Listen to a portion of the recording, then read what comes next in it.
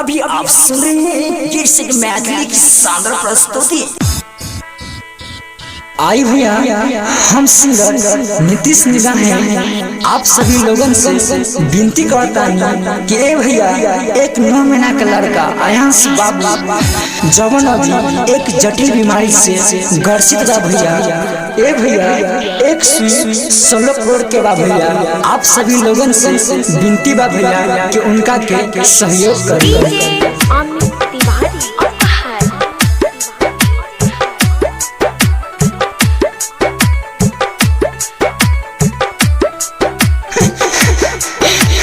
कौन जन्म के बदला लिहल देख के दिल हमरो रोइल। कौन जन्म के बदला लिहल देख के दिल हमरो रोइल।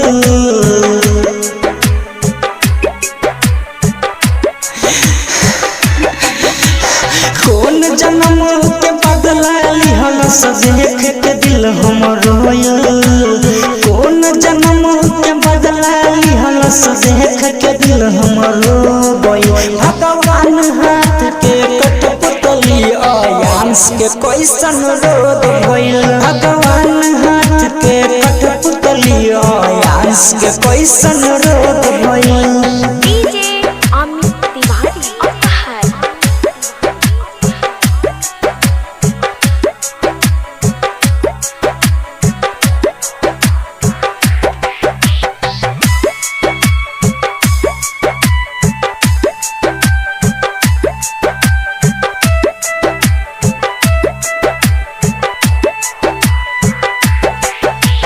हाथ जोड़ के कहतानी मिलके कर सहयोग हो।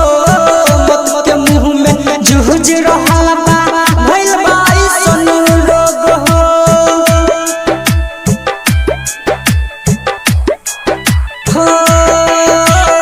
हाथ जोड़ के कहतानी मिलके कर सहयोग हो।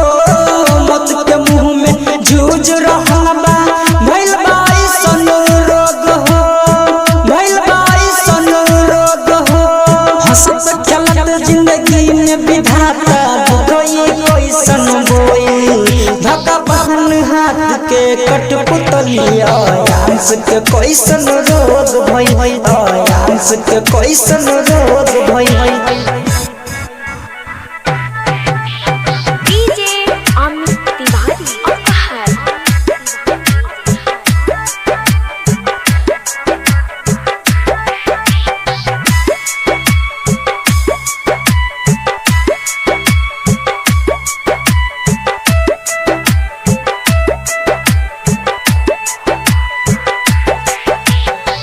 डॉक्टर साहब पहले डिमांड रुपया 16 करोड़ के। पैसा के आगे औकात नहीं के अखिया के नोर के।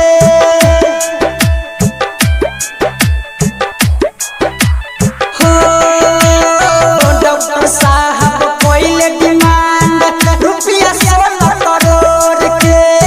पैसा के आगे औकात नहीं के अखिया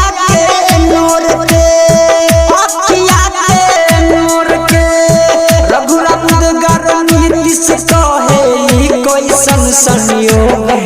भगवान हाथ के कठपुतली आयांश के कैसन रोग भइल। आयांश के कैसन रोग भइल। अखन अहाँ सब सुनि रहल छी मदनेश्वर स्थान मदना से दुल्हन